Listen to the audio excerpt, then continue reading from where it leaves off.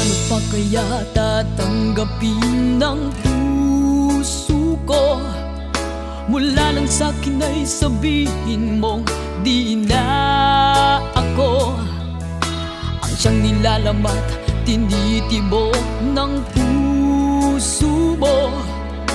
Gumuho ang lahat, pati mga pangarap ko.